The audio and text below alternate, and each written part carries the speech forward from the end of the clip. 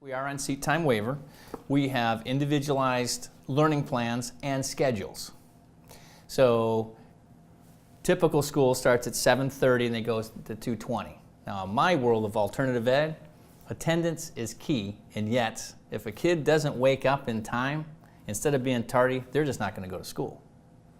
With seat time waiver, I can say, okay, if I could give you one more hour and you got here at 8:30, what would that be like? Oh my gosh, that would be the best thing ever. Well, I have to work, I have to do this. Okay, fine, you can come in at this time, as long as the job gets done. So first of all is, when do they come in? When are they accountable?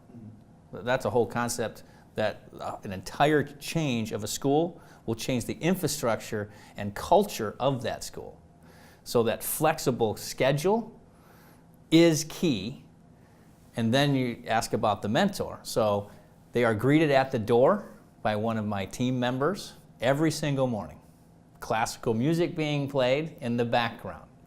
A fun atmosphere, and we just have basically a hangout time for about 15 minutes. Then we go into independent study for 20 minutes. Then we do breakfast. So you have that first concept of the morning, which is a little more lax and it's really more relational. Mentor who would be in here going around, how you doing, how was the game? So it's much more independent study for those that want to, but it's also that opportunity to have that connection of what's going on, how are you doing? Then breakfast is key from the whole health concept, and not just a 5-minute thing, shove it down. We have 20 minutes, we're going to go sit down and have a nice breakfast. That goes into so many other concepts of healthy living and education. Then we go into periods. So they'll have first period in a lab where you'd have English teacher here, and it'd be English. So they go around. Every student has to say, here's what I'm working on, here's my progress. So it's written on a chart that they do. Here's my name, here's the subject, here's my starting point, here's my goal. And then at the end, did I make my goal? So it's constant every single hour of that infrastructure of goal-orientated, self-paced.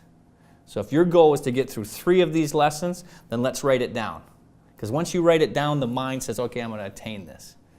So then the mentor teacher would go around, how did you do with your goal? Boom, so that's a 1 hour. So there's three sections of that. Then we have lunch, and then we have after lunch activities.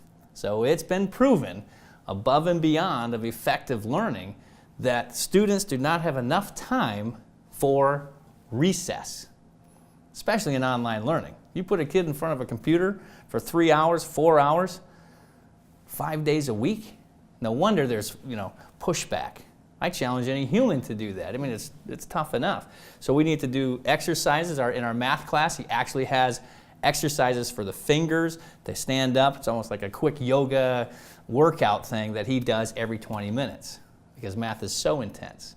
So that's a whole nother concept that he studied of what works, what doesn't work, and it's scientifically proven. So we're doing fun things like that. And then we come back for another period, and then we go to our 5th hour, which is our mentor-specific hour. So the 5th period of the day is specifically for the accountability where they fill out their data portfolio. They meet with the mentor. When they're meeting, the other students are filling it out and working on their career class. And then the mentor will meet with each one individually to fill out the forms, be accountable, back and forth. If there's any situations that need to be fixed on the computer, or I didn't make my pass threshold, they can reset it. So those are some of the more detailed concepts of a day in the life. Now Fridays are independent study, then the rest of the day are the clubs.